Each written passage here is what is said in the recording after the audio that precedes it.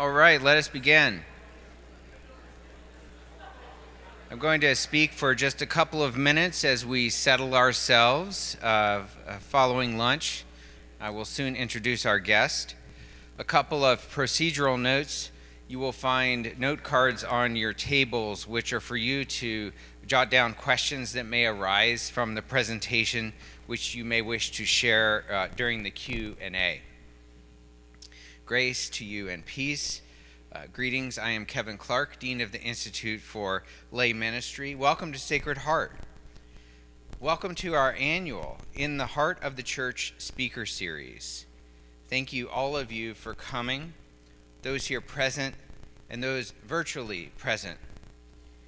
Sacred Heart Major Seminary's speaker series for lay ecclesial ministers in the heart of the Church provides ongoing formation to men and women serving full-time or part-time in the Archdiocese of Detroit and neighboring dioceses. Last year, we came to be formed in a Marian spirituality. This year, we come for Eucharistic spirituality, which is so essential to lay ecclesial ministry. Our guest today is well up to the task. If you follow him on social media, you know that he needs no introduction. Social media can be a very dark place, as we've seen in recent times, so I've always admired how our guest brings the light and refreshment of the gospel into this darkness. He brings there penetrating theological insights like, quote, the St. Hildegard option, be good at everything you do, medicine, poetry, theology, preaching. Go ahead, it's okay to be awesome, end quote. Dr. Timothy O'Malley has an incredible gift of not only cutting to the heart, but also striking in the side. Like when he said recently, quote, like football coaches, I would like to do a Monday afternoon press conference describing the week ahead. Elsewhere, he wrote, quote, if Bill Belichick made a deal with the devil, that deal is off. Above all, Dr. Timothy O'Malley has a heart for parish ministry and the faithful in the pews, and that is why he is here to speak with you today. As he says in his book, Becoming Eucharistic People, we are a Eucharistic people, those who have received love and thereby are called to give it away. We must learn to become what we have received. Timothy P. O'Malley, professor of the practice, is the director of education at the McGrath Institute for Church Life and academic director of the Notre Dame Center for Liturgy. He holds a concurrent appointment in the Department of Theology at the University of Notre Dame. He received his undergraduate degree at the University of Notre Dame, majoring in theology and philosophy. His M.T.S. is in liturgical studies, also from the University of Notre Dame, and he completed a doctorate at Boston College in theology and education, focusing on an Augustinian approach to liturgical formation. He researches and teaches at Notre Dame in the areas of liturgical-sacramental theology, marriage and the family, Catholic higher education, catechesis, preaching, and spirituality. His teaching and research adapts Romano Guardini's approach to liturgical-sacramental formation in late modernity. He is the author of 9 books on topics related to the liturgy, RCIA, the Eucharist, sacramental theology, marriage and family, and liturgical formation. Professor O'Malley is presently working on 2 academic books, one related to Augustine and liturgical formation, and the second on liturgy and the transformation of the social order. Please join me in welcoming our 2023 In the Heart of the Church speaker, Dr. Timothy O'Malley.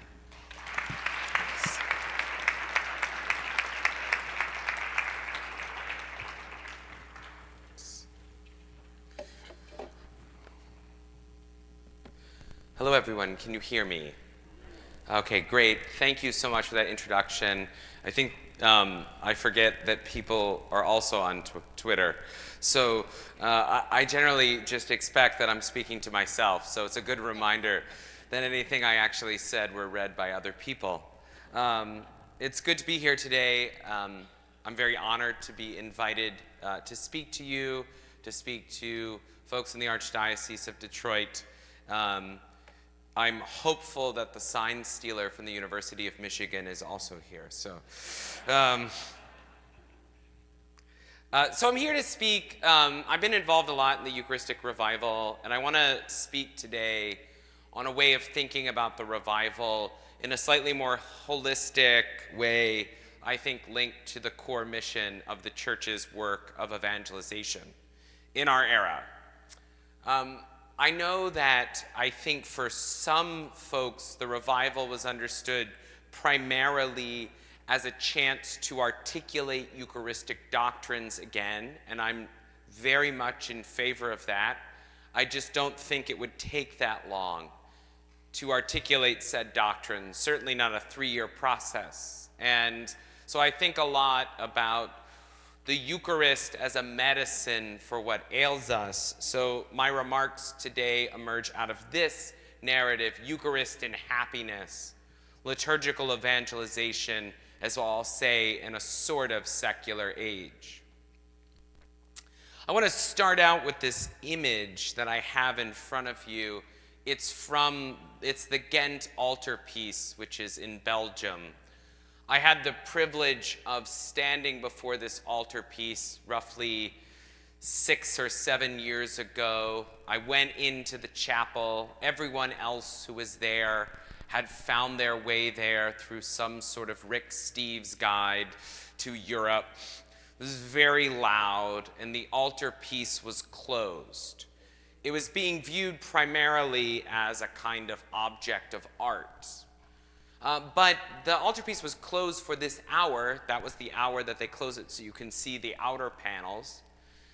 But suddenly, as 1 o'clock drew near, sacristans came in and bowed before the altarpiece and opened it. And suddenly, a space that was full of noise and tourist-like energy became a space that was sanctified, as what appeared before people was an image really of the Eucharist. This is a Eucharistic altarpiece. The wedding supper of the Lamb is at the center. Above is a kind of image of the Roman canon with Christ at the center. Mary is there, and John the Baptist. It's the Eucharistic prayer, the relationship between the Mass and what happens in heaven all the time. This narrative is where I want to play with today, because I want to think a little bit about a kind of age. You often hear that the world is secular, things are more secular. I want to figure out what this secularization is and how does it affect those of us seeking to promote real participation in the liturgical life of the Church, Eucharistic participation, and to then take a step back and recognize that if we figure this out, we find a much larger vision of Eucharistic revival than a 3-year process culminating in a Congress in Indianapolis.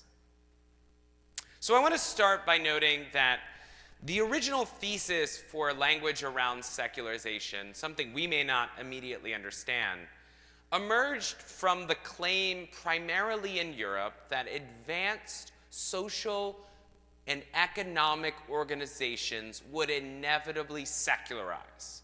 Religion was for the weak. It was for those without the kind of intellectual gravitas that we possess, and therefore it will disappear. So what happens in France, what happens in Germany, what happens in the United Kingdom will eventually happen everywhere throughout the entire world. The problem with this thesis was, well, it was wrong. I mean, I guess that's the ultimate problem. Religion didn't disappear in the early 20th century. We know, based upon the work of Jose Casanova in his Public Religions in the Modern World, that religion actually flourished in certain places where it was under attack, like Poland, and he notes the Right to Life movement. We further know that in her work, oh, I haven't changed to this one yet. I'm using two computers, so I don't have to keep looking over there. Okay. We know in Grace Davies' Religion in Britain since 1945, that in fact, secularization takes different narratives in different places. In England, it became what we might understand as, it's used by her, believing without belonging, right? So you kind of generally believe in the existence of God. You're glad that some Anglican curate somewhere is offering prayer for you. When you die, you darn well expect that Anglican curate to bury you. That's part of what's expected. But it's not a total secularization. And of course, we have this really important work by Joseph Ratzinger and the famous German social theorist Jürgen Habermas that in fact actually describe a really interesting account of secularization. Habermas, who is a somewhat secular philosopher, noted that we need religion in the public square if we're to have any values. And Ratzinger noted that we need something like a separation of religion from the full power of the state if religion is to do what it's supposed to do. So this upsets the secularization narrative, and emerging out of all of this is a kind of new thesis by Charles Taylor, this great Canadian philosopher, who comes to the note in his Secular Age that really what secularization is an age of disenchantment. Once upon a time, there was a world of fairies, right? Think about it like there was a sanctified world. Magical things happened all of the time. But science and reason has in essence taught us often that those things don't seem to have happened in the same way that we imagine them to. So every person, therefore, is faced with this reality, faced with this possibility of secularity. He notes, therefore, it's a process of disenchantment. It's the disappearance of an enchanted world and the substitution of what we live today, a world in which the only locus of thoughts, feelings, and spiritual elan is what we call minds. It's all in our brains. The only minds in the cosmos are humans, and minds are bounded so that these thoughts, feelings, and so forth are situated within them. Right? He goes through an elaborate diagnosis of how this unfolds. The problem with Taylor's narrative is that, well, the world is actually still enchanted in its own particular kinds of ways. It's a distinctive mode of enchantment. It's a distinctive mode of enchantment, as I'll speak about later, that you even see in the Apple Store, right? Go to an Apple Store if you want to go to the most enchanted place possible, right? As far as I'm concerned, those devices are magic. I don't know how they're working. But he's not only, the thesis is not only complicated, because his real argument is that as there are more options to believe, therefore there's less of an opportunity to believe. And Taylor's writing out of his own context in Quebec. And if you've ever been to Quebec or Quebec City, you've noticed like hundreds of Catholic churches that are now condos. And so a really rapid secularization in Quebec. Another sociologist, Hans Joas, writes in Faith as an Option that in fact, that you could not be religious need not lead to a lack of religiosity. It may lead to a more fervent religiosity. The analogy he gives, right, is today no-fault divorce exists in a way that it didn't exist in 1700, right? I can divorce my spouse for any reason at all. I can go home and say, Kara, I'm done. I'm not going to. Okay, so, but I could do this. But that doesn't mean it's inevitable that I will do it, right? A lot of people are still happily married, I hope. I hope some are here. People still are happily married. Joas's point is that in a secular age, it's not that religion disappears, it's that you need to persuasively, therefore, articulate the goodness of the option. The vibrancy of an option depends on the abilities of those who espouse it and show the way by living it, and on their confidence that even under present-day conditions, rather than preserving a weak little plant in need of protection, they are championing an option whose appeal, if correctly understood, is virtually irresistible. Dr. Clark noted, I have an attraction to parishes. And I must admit, I think my interest in evangelization in parishes grew in the Archdiocese of Boston, where too often I did see this awakening to an inevitable, terrible decline with no ability to respond. Right? My parish did a survey of its characteristics, and they found out that their weakest characteristic was to evangelize, and their response was, great news, because we don't want to. Right? There was a sort of fatigue and a tiredness that, inevitably this is happening. The change is at hand. People aren't coming to Mass. It's over. The other option is you could maybe articulate persuasively why it's worth choosing this. And that's Joas's point. To live in our age is not to live in an age in which religion must disappear, but to live in an age in which there must be a persuasive articulation of this. And our task for this, I think, articulation, to me, is really the Eucharistic revival. Right? Why go to Mass? Right? Why celebrate the Eucharist? Why? Right? It's not enough anymore to say, well, because you have to. Right? That works for me. I'm Irish Catholic. The level of guilt built up within me could power the lights in this place. Right? I make most of my decisions out of deep, profound obligations. That doesn't work for my undergraduates, right? And I have to articulate a vision that matters. And what I want to study for the rest of the day is how to do this around the Eucharist.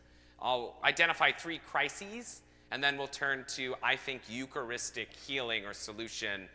And the reason why I speak of happiness is because we have to persuade people that what happens at Mass is in fact a source of happiness. That might actually mean we'd have to be happy ourselves. All right, so I want to start, though, by addressing what I'll call a crisis of memory. Another theorist in secularization, Daniel Heveux-Léger, notes that one of the reasons that secularization comes about is because people forget. There's forgetfulness. There's breaking down of memory in the social order. The example she uses is all French. So her examples are all French because she's French. But I want to use an example from where I lived in Boston, in Nonantum, Massachusetts. Newton, our parish, Our Lady Help of Christians.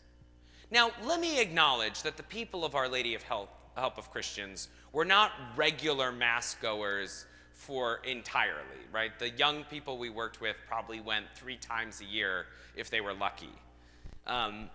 But there was a kind of central memory and narrative of what it meant to live in the lake. That's what the region was called. There was a lake there some time ago, and they still called it the lake.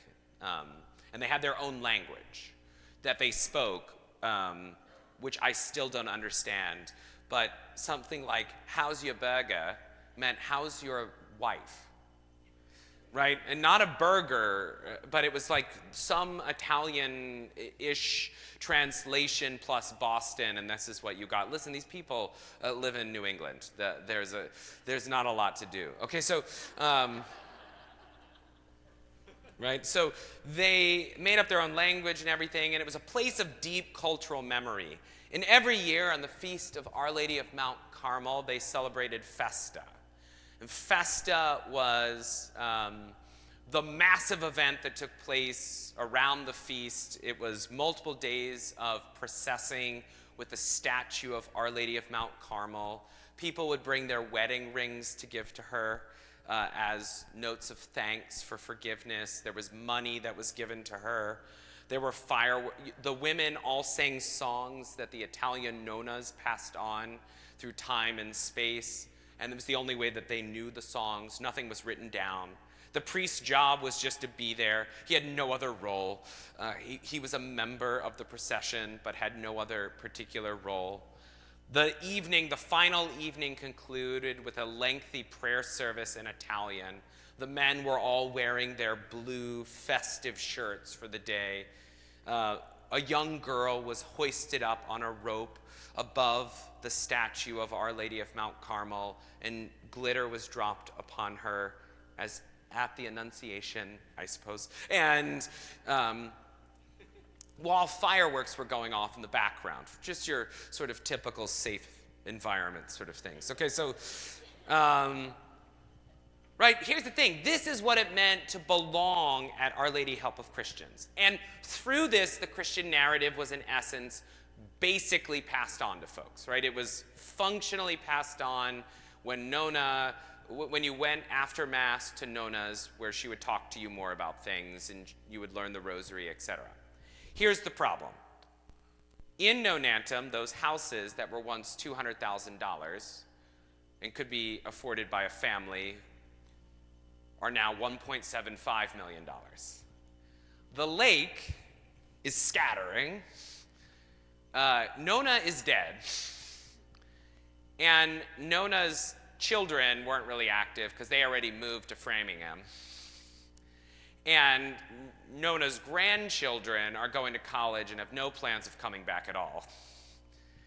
Maybe they'll come back for a festa, but probably not. They're not getting married in the church, right, because it doesn't hold the same prominence of location in place. And so what you end up having for Revue Léger, this is a break in the chain of memory, right? This is how memory was passed on. The problem of transmission is not a problem of adjusting educational methods used to transmit a body of knowledge. It's linked to the collapse of collective memory, which provided every individual with the possibility of a link between what comes before and his or her own actual experience. Secularization, therefore, takes on a new form, that of the possibility and plausibility of a group being able, within a context of memory reduced to fragments, to recognize itself as a link in the chain of belief and entrusted with the task of extending that chain into the future. This is why the work of the new evangelization happening at the seminary is so important, right? The break in the chain means, how do we reconnect the chain? Can my story be told in light of a story bigger than me? And of course, the loss of these traditions means that every individual is left, in essence, to find some narrative all by themselves, right? We're all left trying to establish the story that makes sense of our lives without any tradition. This is the point of the great Catholic philosopher Alistair MacIntyre in his After Virtue. A living tradition, he notes, is a historically extended, socially embodied argument, in part about the goods which constitute that tradition. The pursuit of goods extends through generation. Hence, the individual search for his or her good is generally and characteristically conducted within a context defined by those traditions of which the individual's life is a part.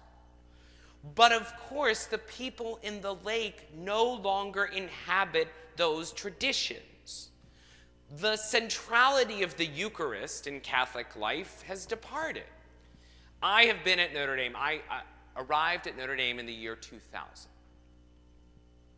And integral to life at Notre Dame in the year 2000 was going to Mass. Our opening school year Mass involved 13,000 undergraduates, grad students, faculty members. The entire basketball arena is full, or was full. That Mass now attracts 3,000 people in 23 years. It's not because Notre Dame students are not Catholic. the numbers have stayed around the same. 82 to 83% of Notre Dame's student body is Catholic. But they don't see the centrality of the sacraments or the Eucharist as central to their lives, right? It's not part of the narrative. It's not part of the living tradition. We know they're not going to the sacraments. Declines in the sacraments have been consistent over the last 10 years, 15 years, right? The sacrament of marriage has declined 20% in the last 10 years, right? Infant baptism is on the decline. Eucharistic attendance maintains some degree of stability, but only because it was so low to begin with, at around 32 to 33%. So this means the stories are not being passed on. But of course, stories are always being passed on, or as I like to think, everybody has to worship something. Everyone has to take up a story from somewhere and some place. The Reformed philosopher James K. A. Smith, in his Imagining the Kingdom, writes, "What we do is driven by who we are, by the kind of person we have become. And that shaping of our character is to a great extent the effects of stories that have captivated us, that have sunk into our bones, stories that picture what we think life is about, what constitutes the good life, or you could say the happy life. We live into the stories we've absorbed. We become characters in the dramas that has captivated us. So while particular traditional narratives are no longer lived, everybody's living some sort of story, right? You see in this image, we are story creatures, narrative creatures. I grew up here. This is Maryville, Tennessee, right in the heart of the Great Smoky Mountain National Park. I feel profoundly homeless everywhere else in the world until I arrive there. Partially because, as you can see, there's sun there, and in the upper Midwest, it seems that we've entered the goodbye to that particular star until March or May or whatever. This is where I feel at home. This is my narrative. This is the narrative that constitutes how I think about the world, partially. And yet, friends, let me suggest that all these stories, right, people are picking up traditions and they're picking up stories along the way. My undergraduates don't find the perfection of the happy life per se in the Eucharistic self-giving of the Lord, but they do find it in power, prestige, excellence, right? Wealth, right? Everybody is picking up a story, a narrative out of which they're living out of, and it's partially, I think, at my table today, we were talking a little bit about how we see sort of new religious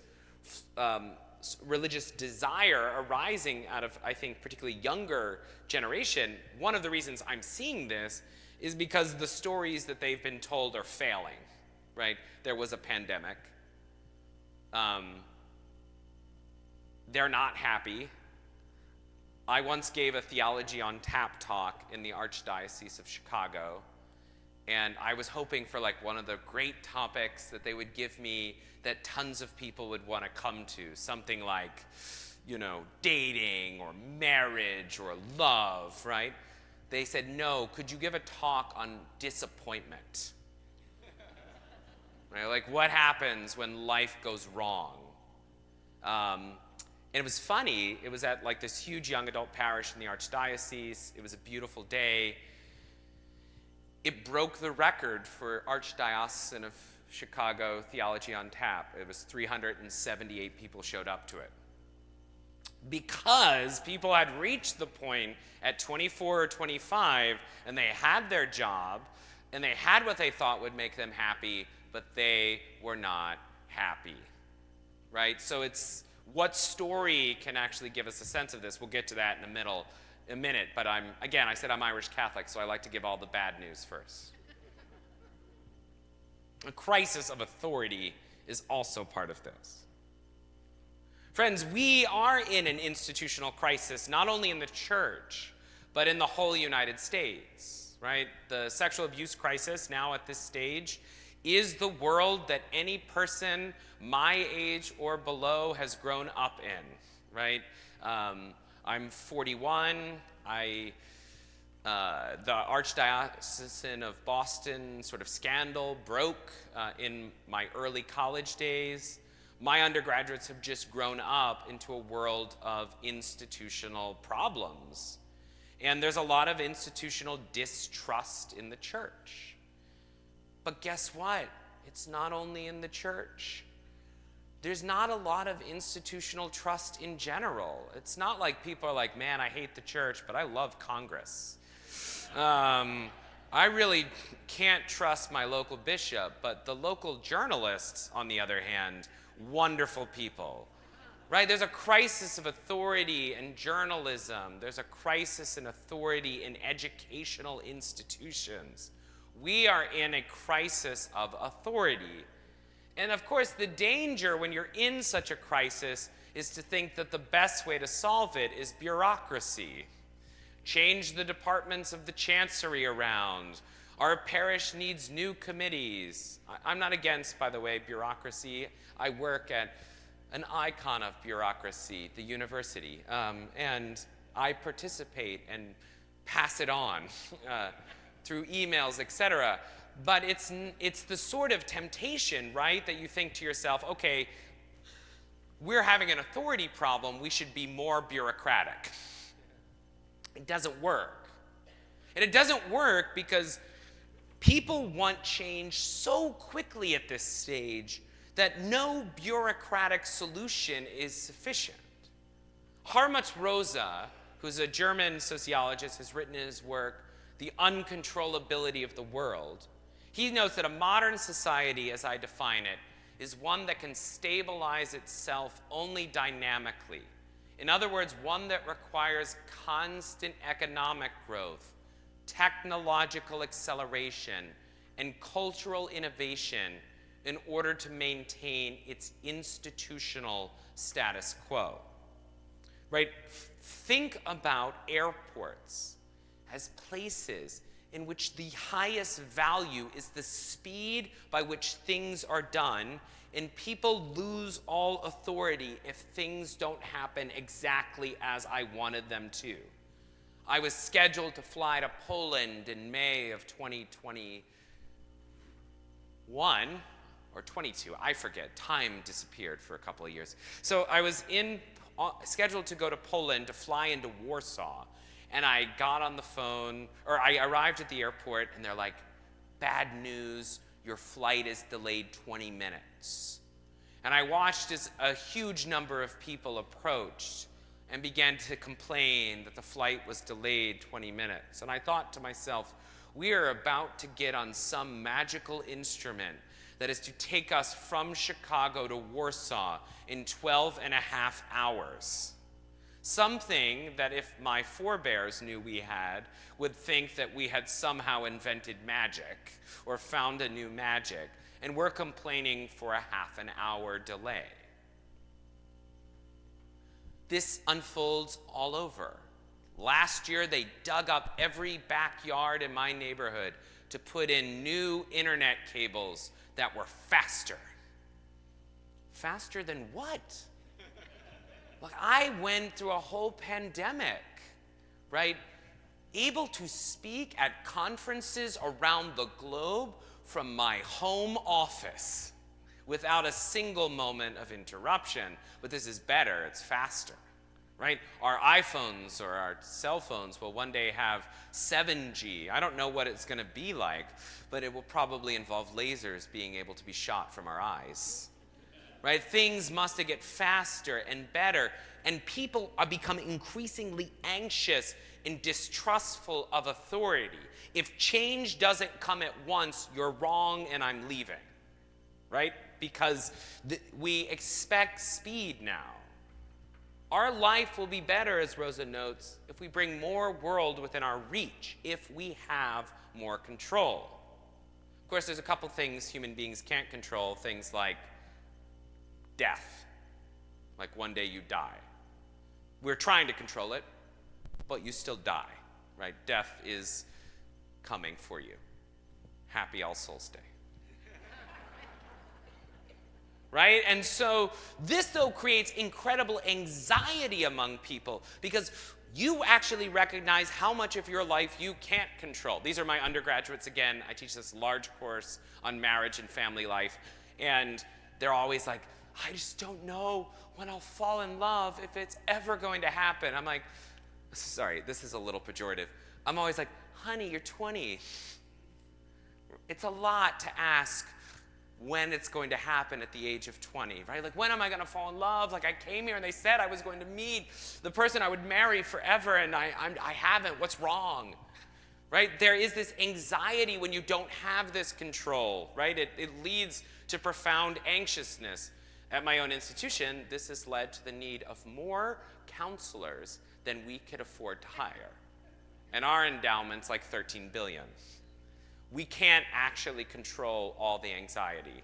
Before an exam now, there's so much anxiety that in my class of 250 students, I have 80 come to individual office hours. I think I went to office hours 0.3 times when I was an undergraduate.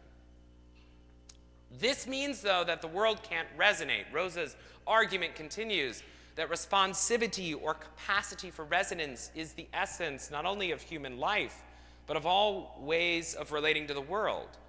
The basic mode of our existence consists not in exerting control over things, but in resonating with them, making them respond to us, thus experience self-efficacy and responding to them in turn. So this lack of authority and this desire for control leads to this infinite inability to rest, to slow down, to calm down.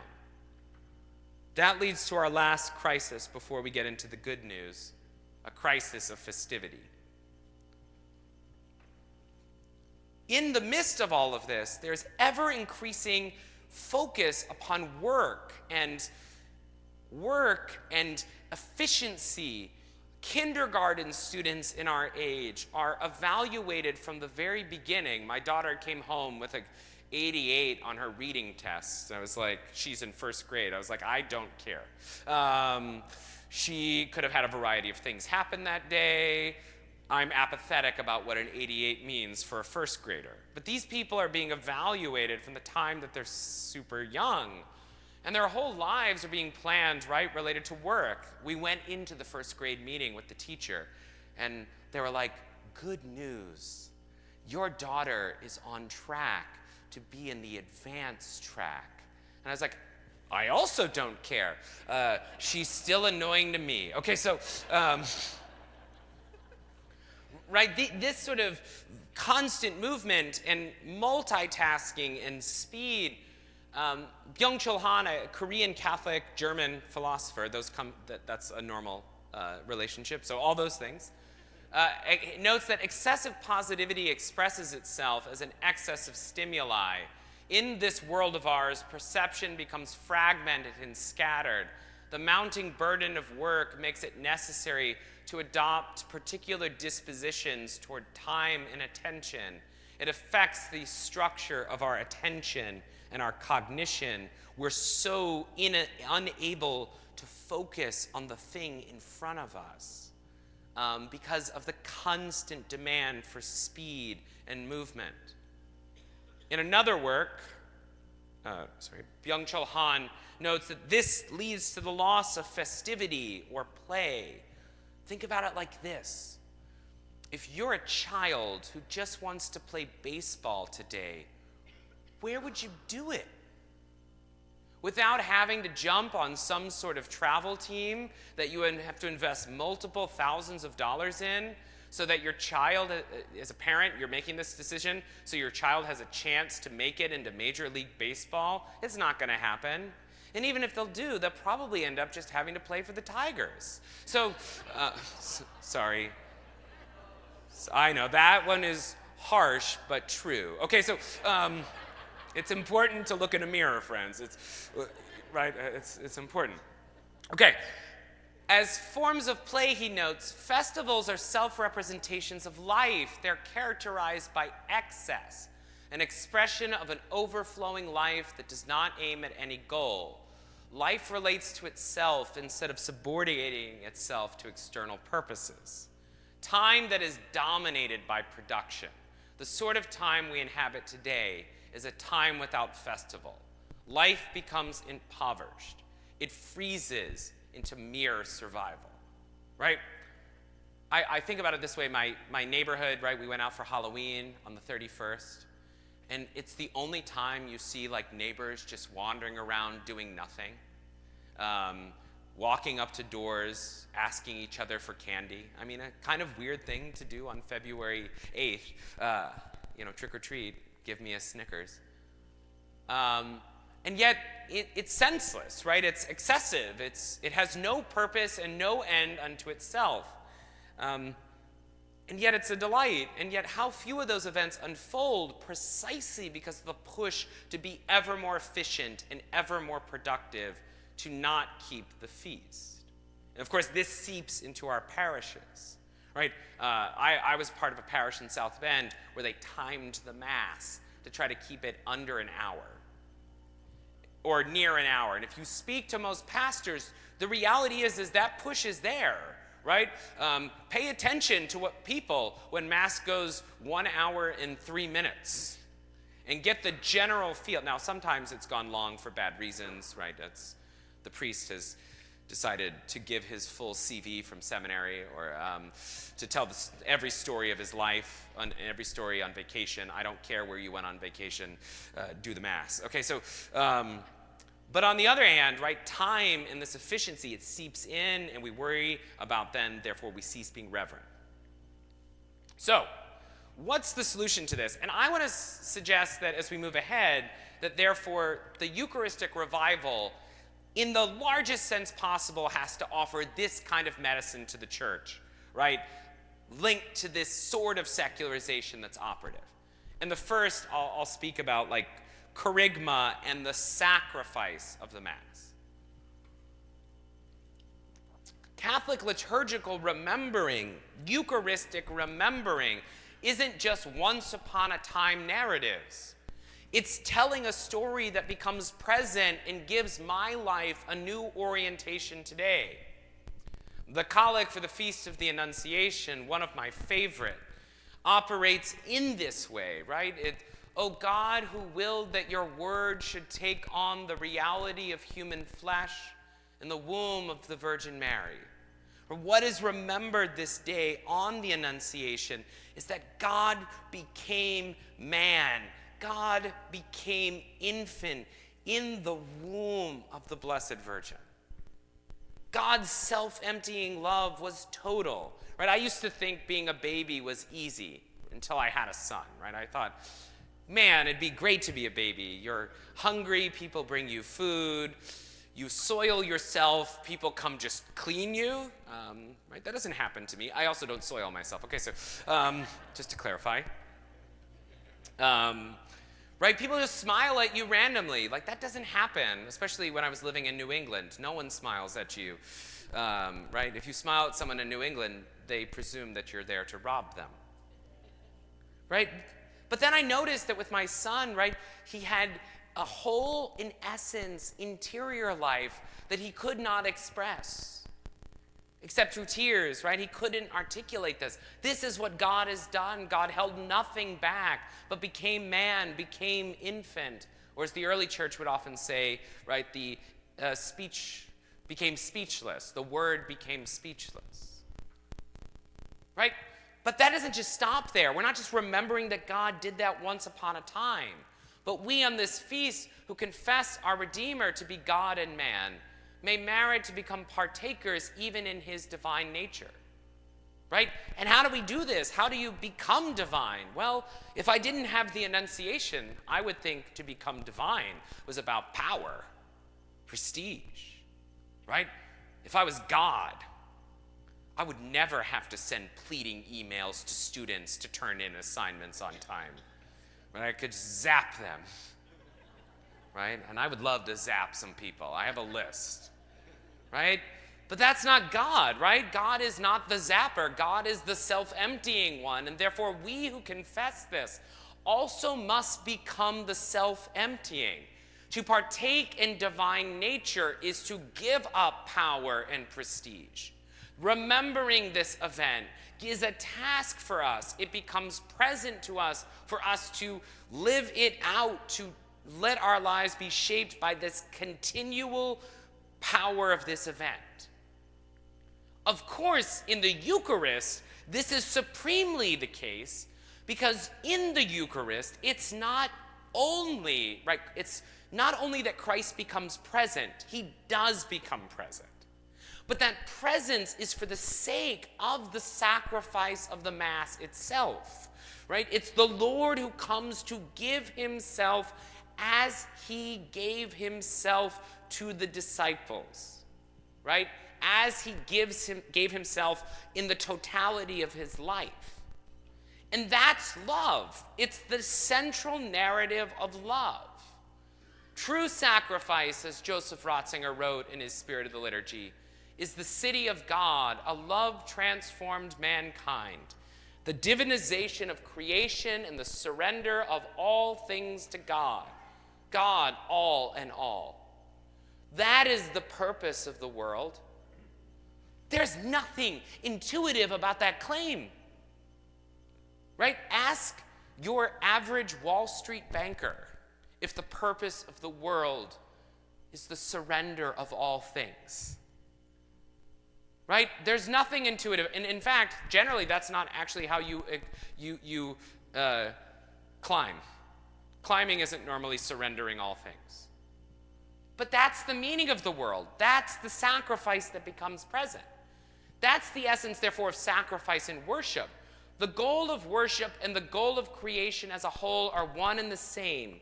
Divinization, a world of freedom and love. It's giving up on this logic of power. It's living an existence of love, because that love is made present on the altar. That sacrifice is available on the altar.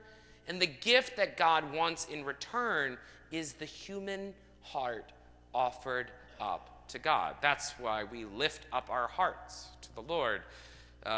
Not, as one of my undergraduates thought, because we are engaged in some sort of weird sacrificial rite where we're to lift up our hearts, but to give our full self in return. The giver wants everything. The full self offered in love.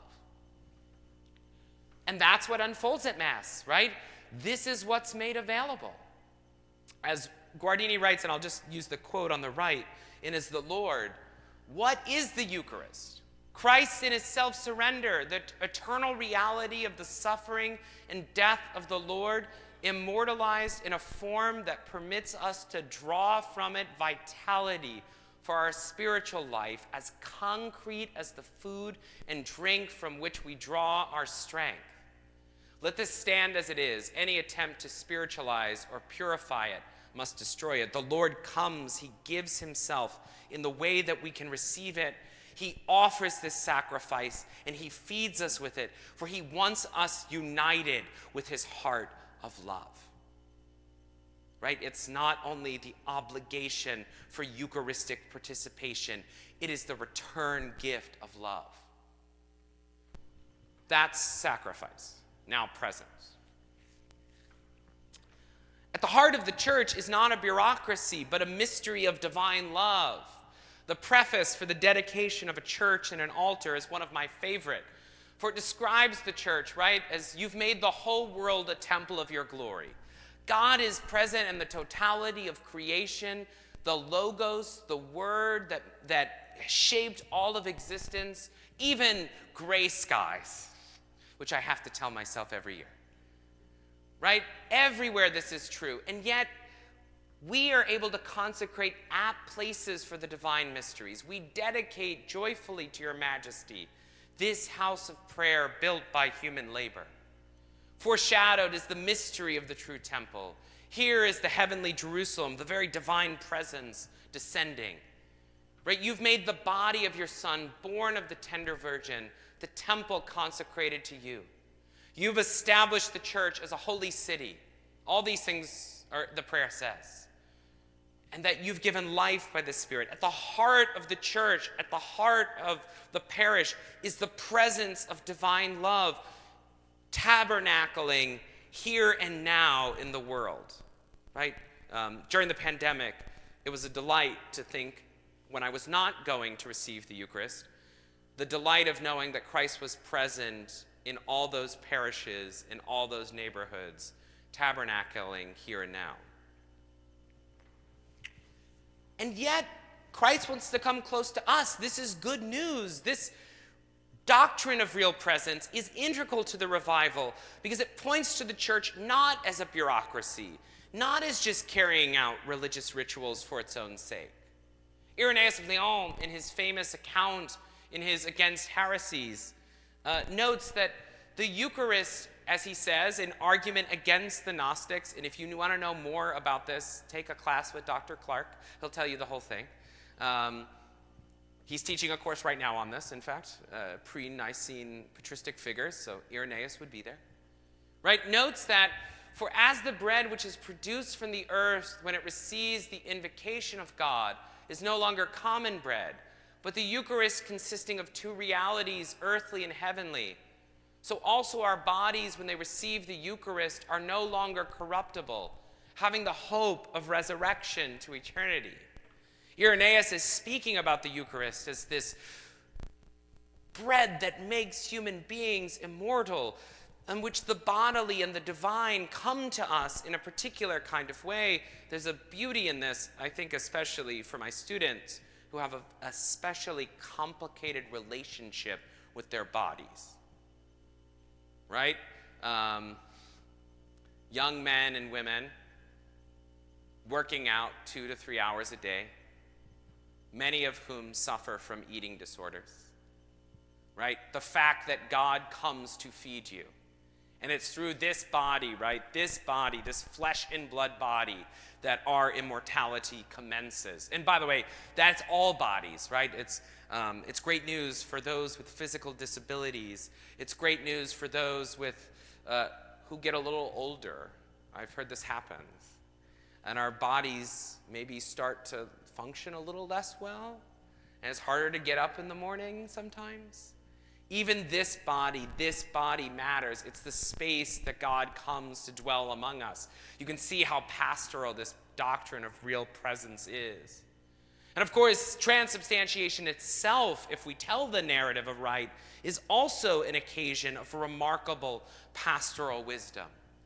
Thomas in his hymns note that this dogma is given to Christians, that bread is changed into flesh, and wine into blood. What you do not understand nor see, a strong faith makes firm. Beyond the order of things, under diverse species, signs alone and not things hide remarkable realities.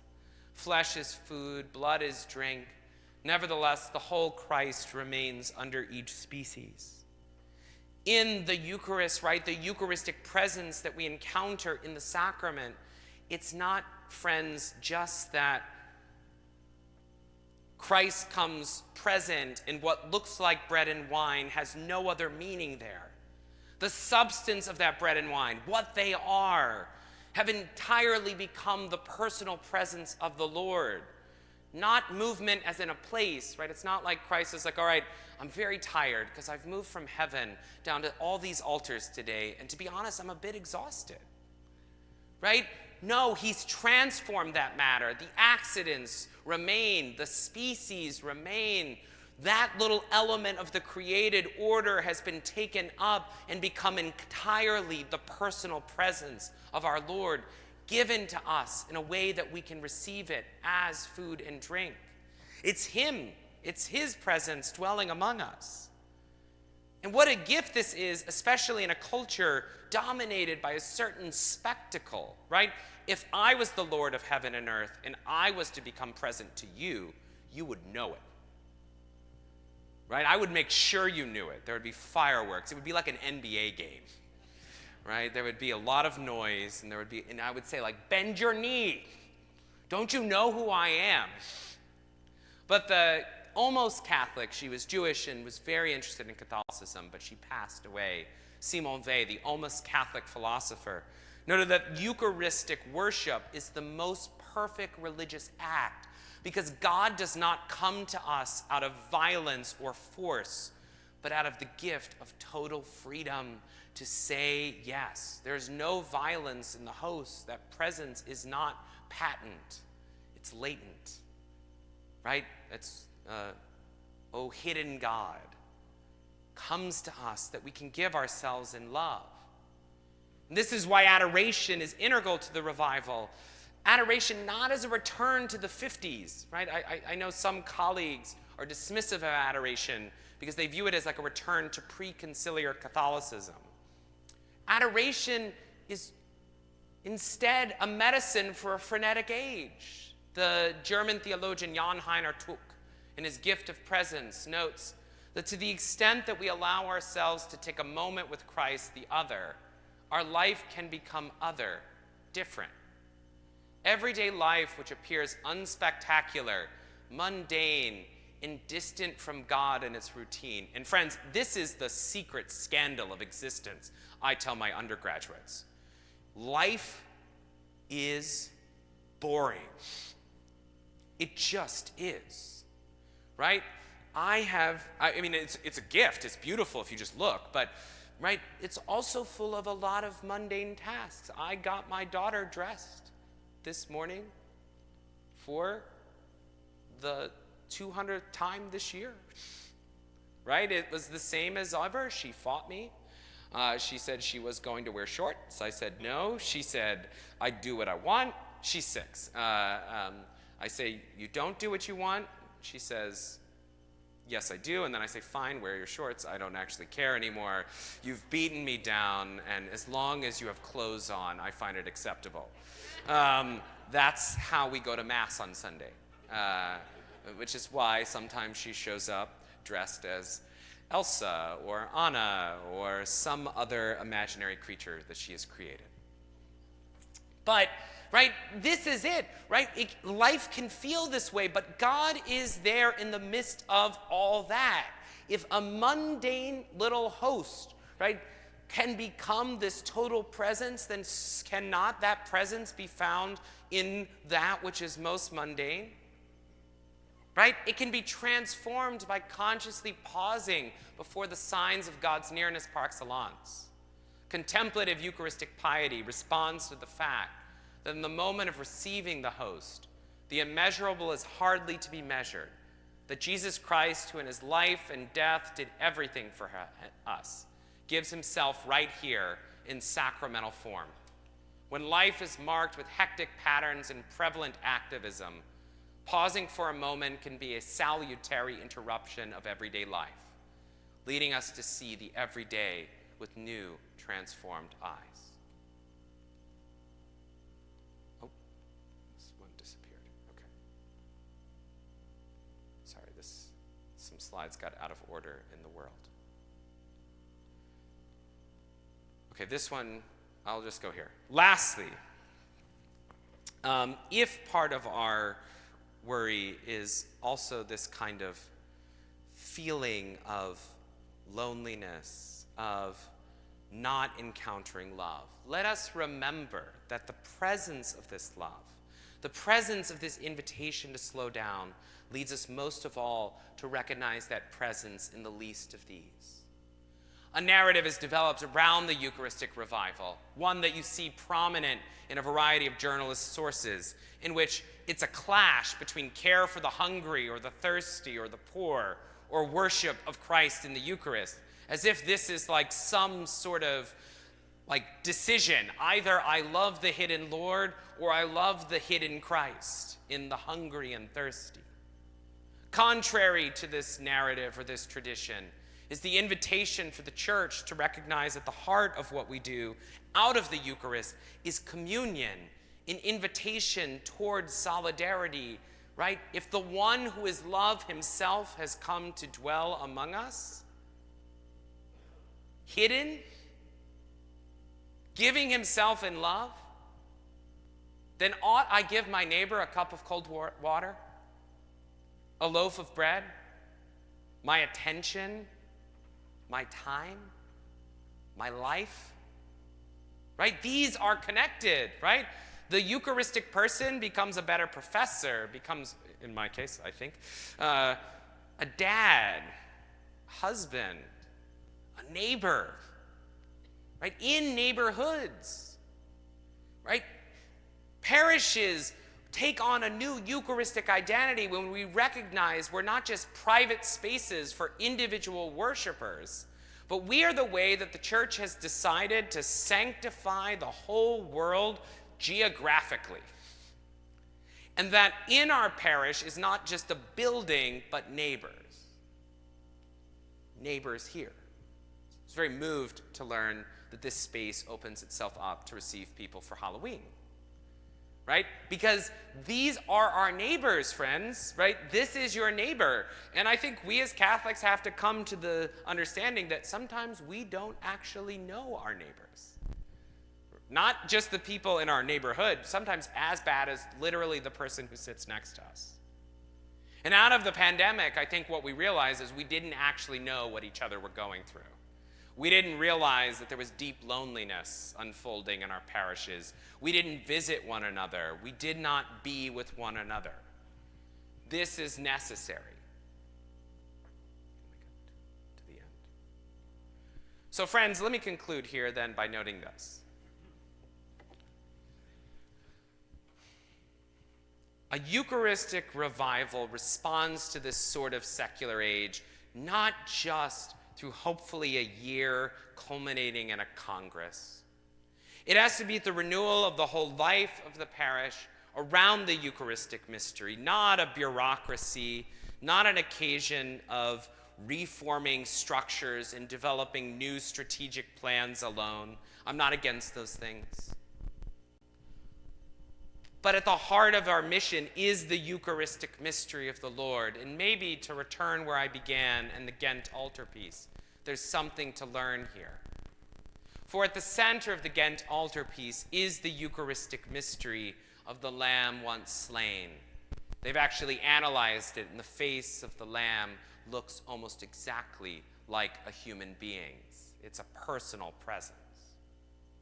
But if you look around, this presence is not apart. If this is what heaven looks like when it's come down to earth, then earth still remains. You have the sanctification of the city. You have the saints, the virgins, the martyrs, the bishops, the doctors of the church coming from every corner of the world. And what I love about Van Eyck's altarpiece is that he made grumpy faces of these saints. So there's good news for the grumpy among you. Even you have a place in the kingdom of God. Right? None of that is to be left behind, right? Even Jerome can go to heaven. So a rather cantankerous fellow. So this sanctification is not apart from the world. And in that sense, a Eucharistic revival is not a program of the USCCB, which if it was, you'd ignore it. I had to choose my words carefully. Okay, you'd probably ignore it. But it's actually just the mission of the church. It's remembering that the mission of the church is a Eucharistic one, grounded in making present the sacrifice of Christ for the life of the world, and letting that presence actually overflow into charisms in our local communities. So thanks for your time on this day, and it was nice to meet all of you. All right, let's go ahead and begin our question and answer session. I have lots of questions here. We're not going to be able to get to everyone's, but afterwards we'll have Dr. O'Malley will be in the Dearden porch if you want to meet him and shake his hand. So, all right. So, first question from our audience. How do you self-empty while also ensuring your own needs are being met? Often in ministry, we say yes to too many things because we want to self-empty for God. But then when we overdo it, we are not happy. Yeah, I mean, I think one of the things I think about self-emptying or sacrificial love is that, first of all, often when we say yes to too many things, it's because we also believe ourselves to be God. So, right, like if I don't do this, who is going to? And so there is a kind of sense in which I can only speak for myself. I can't speak for the person who asked the question. But, I sometimes say yes to so many things because only I, in my imagination, can do this. But actually, there's other people who can do this. And so part of actually self-emptying in that instance is stopping to think that I'm God and recognizing that part of my responsibility is building up other leaders to be involved in the life of the church and to share responsibility with others. I think especially those in lay ecclesial ministry, right?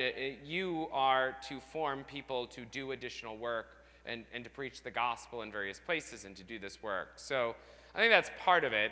I think it's a good question to ask, right? We certainly, we do risk burnout and to take on the very sort of culture of perpetual work that operates in the general world. And that's why it's really important for us, I think, as was invited at the beginning, to integrate the spiritual life within, right? Do you pray daily? Do you spend time before the Blessed Sacrament? Do you go to Mass? Do you find time to do nothing? Right? Not plan something somewhere else, but to do nothing, or go for a walk, or look at existence, or I think those things are part of one's life, and that's part of what's needed. And so that's part of self-emptying, right? It's remembering that you are not the center of this activity, the Lord of heaven and earth is. And one day you'll be gone, and someone else will take over for you, and you'll be forgotten. I think that's a good thing to remember. I think about it a lot. Retirement. I think about retirement more than I should. Do you see COVID-related academic issues in your students? How has COVID affected their catechesis? Well, to be honest, their catechesis was so bad it didn't have an effect on them. So I hate to be sort of crass about this, but for 10 or so years, they've not known anything. And where I've noticed the effect, I expect, is there is a greater open, like, I'm starting to notice, and believe me, I'm at the early stages of this, right? So Notre Dame shut down in 2020, and we sent all the students home during spring break. They were on spring break, and they weren't allowed to come back and get their stuff until June or July. And our first-year students, as you might imagine, were somewhat, the crisis was real for them. The next year, we had in-person classes, but there wasn't a lot of other stuff going on. There was a lot of social distancing. There was masking. That led to all sorts of other personal and social problems that I've noticed, which was developmental delays of significant social development, right? They didn't know how to talk, or they didn't know how to relate. They didn't know how to be in the presence of one another. What's interesting now is that this is a class that, for the most part, was not at Notre Dame during the pandemic. They were at home. One of the things is, while being at home was really miserable in a lot of ways, when I really talked to many of the students, some of them were delighted to be at home because they got to spend real time with their parents without them running out of the door, and they secretly enjoyed the whole, like, extracurricular systems being shut down. What's really interesting, though, is that there's a sort of degree of maturity and question asking that I haven't encountered in my time at Notre Dame thus far. They have bigger questions, partially because they went through something big. So in that sense, I think it's the right time to actually engage young people in a deeper contemplation of what's important, because they're more open to it than other generations that have preceded them. I was telling my table, my niece and nephew were raised in a functionally irreligious household. They were baptized Catholic. I'm their godfather. I had no hope. But during the pandemic, they started asking lots of big questions, and then they went to their parents on their own and said, we would like to receive the rest of the sacraments. We would like to receive Eucharist and confirmation. And they went with us this last year. I mean, yeah, God be praised. It shocked me when I was like, what? But yeah, they went to the Easter Vigil with us this year because they wanted to know what it was. And they sat through 4 hours, and afterwards my nephew was like trying to be cool. He was like, yeah, that was long. It was like, it's really interesting. What was that thing that happened? So there's like a deeper level of questioning and openness that I think we have to tap into the midst of this pandemic. If I have one critique of American life post-pandemic, is that we basically said, let's pretend nothing happened and try to get back to speed as much as possible. And there wasn't the kind of wisdom of reflection. And I know it was really hard for a lot of people. I'm not in the least sugarcoating social isolation and loneliness and other things, but slowing things down were right. So I don't know, that's it thus far, but again, catechetically, things weren't good to begin with. But except for my students from the Archdiocese of Detroit.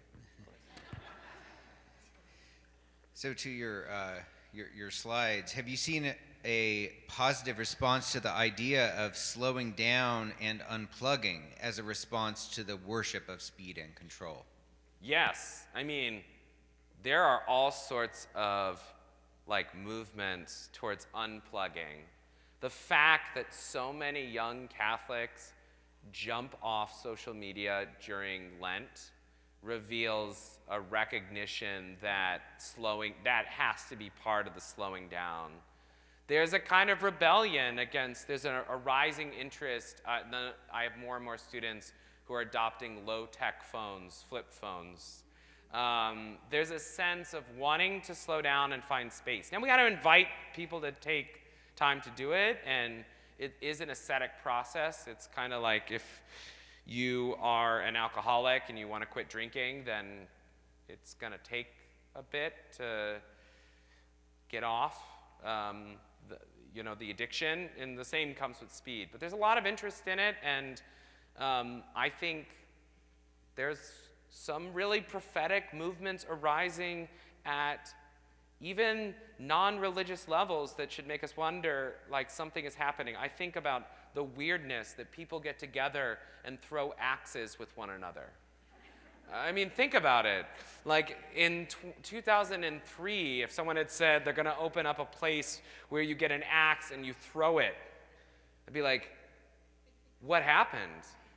Is this the post-apocalyptic world order I always envisioned was at hand?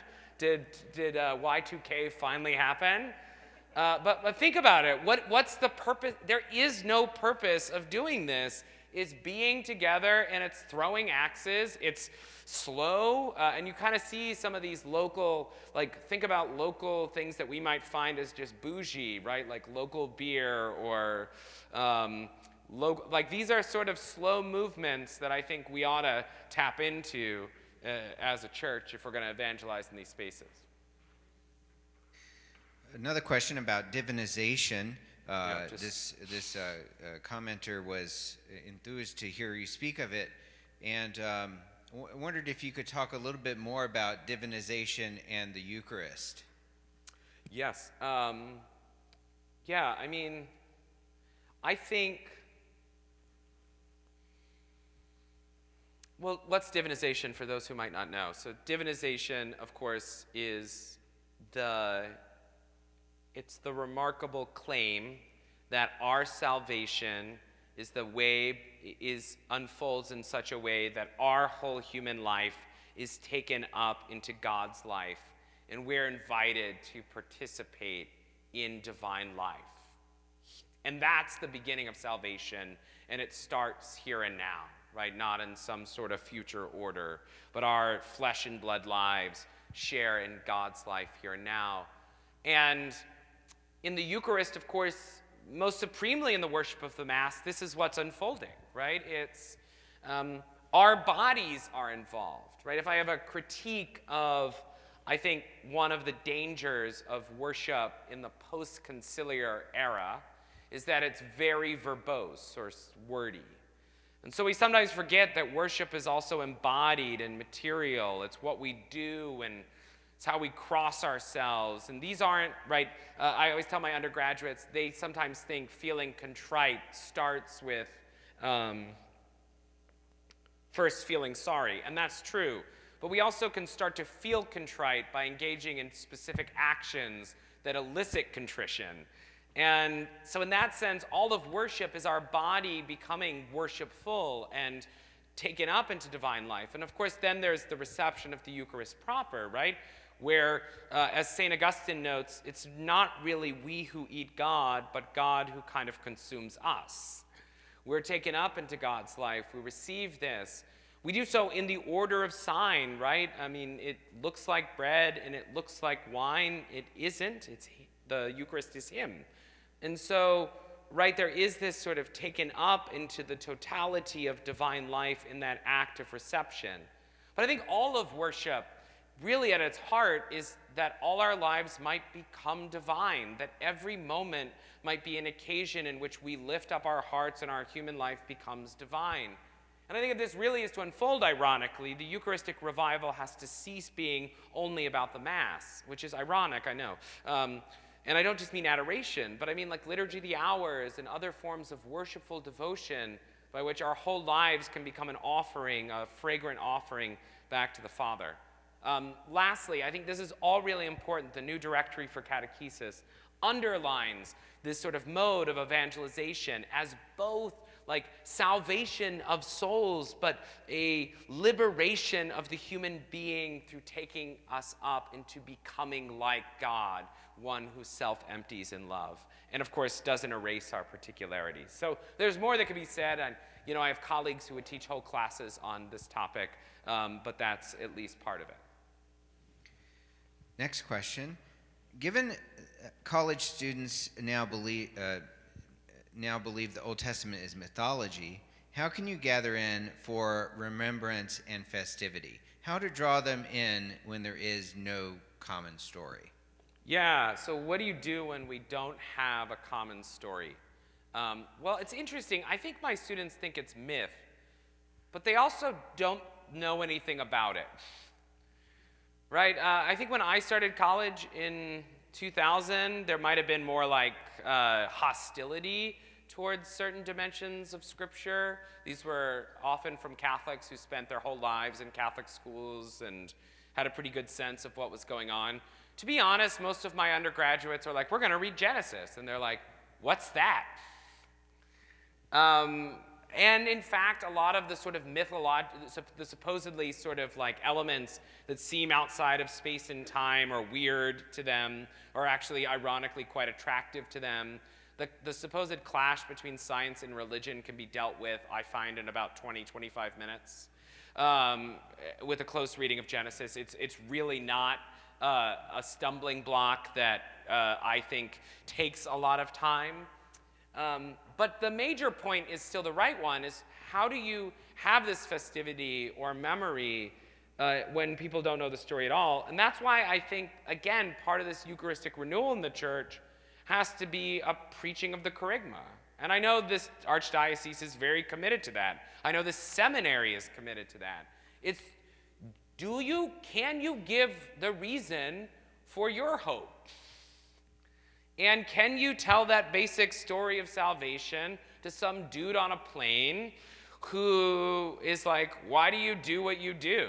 I mean, I have to admit, I'm really bad at this. I hide that I'm a theologian as long as possible on airplanes, right? Like I hide my book, but eventually it's discerned. But can we give this? And I think that's why we have to recultivate this memory. And I don't think it has to be just proclamation. I think this is another area where the liturgical year enters in. The liturgical year should be fun and pleasant. It should be part of the memorial task for people. Saint days are surprisingly fun around the home. I'm not shocked by it, but this year our daughter was really fascinated by the fact that she has a baptism anniversary, and she reminded us this year that we had to light her candle on her baptism anniversary. And this leads to a discussion about what is baptism and what's it doing, and this kind of integrating into the story as they're growing up. So I think we have to tell the story, and we have to tell it appropriate to the audience that we're working with at various times. We should know the kerygma so clearly as part of what we do. That's great, and it really ties into this next question. Can you give some examples on how to grow Eucharistic and liturgical love to our children? Violence. No, okay, so force. Yeah, I mean, my institute some years ago did a study that was based in the work of Christian Smith, who's a sociologist at the University of Notre Dame, around how faith is passed on in families. And despite my wish that it was going to show the importance of theologians in the lives of children, it turns out we are relatively unimportant to children. I'm sorry if you thought, if you were yourself a theologian and you're disappointed now, but it turns out you don't register in the top 10. You know, does is mom and dad, and not like mom and dad through like engaging in high degree of force relative to religious practice or hostility, like dads who are like, you'll practice because that's what we do and get over it. Right? It's like, can you actually tell your children why you think going to Mass is so important and why it's integral to your family? And can you share that with them from the time that they're young and then grow along with them to the time that they're older and they start asking legitimate questions like, wait, why do I actually need to do this? Right? And so we need parents who really quite practically keep asking themselves that question as they move along. They're going to be better at this than theologians. Right? It's that sort of formation that's needed. And our study revealed that if you do this, if Catholic parents are clear about why they go, if they articulate it with their children, then they're most likely to have affection for the church, for the Eucharistic life, for Christ. They'll continue developing this. It's not guaranteed, though, right? And this is the thing I always have to tell. Sometimes people who are in their 50s, 60s, 70s, whose children have left the church or are not practicing, who don't actually have this sort of sense of Eucharistic love, they're free to say no. They're free to say no. That's the human heart. There's no foolproof way to do this, right? I mean, you give birth to a child or you adopt a child and you have the child in your life, and then from now on, you have zero ability to control that child 100%. It is a creature who is outside of you, and that's part of the sort of sacred work that undergoes. And so that's why I don't know, like, I'm a theologian, I care about this stuff, I write books about this stuff, my kids could reject the whole thing. I'm hoping to sort of pass on to them, like, what I'm talking about, why this matters to me. I have to enact it through forgiveness, right? There's nothing like the first time you have to go to your 4 or 5-year-old child and be like, listen, I'm sorry. I did not actually need to yell there, right? I made a mistake. Dad made a mistake, right? That reveals something, right, about practices around the home and family life. And that's no easy act, because I'm dad. I'm supposed to know everything, and I can get away with it, right? In principle, I could, right? I could get away with it, right? I yelled at my kid, and guess what? I'm dad. I'm going to yell at you. But to say I'm sorry, so it's these practices that matter. But all of it, of course, is the mystery of the human will, the mystery of the human heart. And in an age where it's optional, that's just our option. That's our only option, right? Force and violence don't work. Cultural requirements into the end won't work because they'll go to college and they'll be like, peace out, right? It has to be this. It has to be persuasion. And love, right? And love. Well, that's a great note to end on. I want to once again invite you to show your appreciation for our speaker today.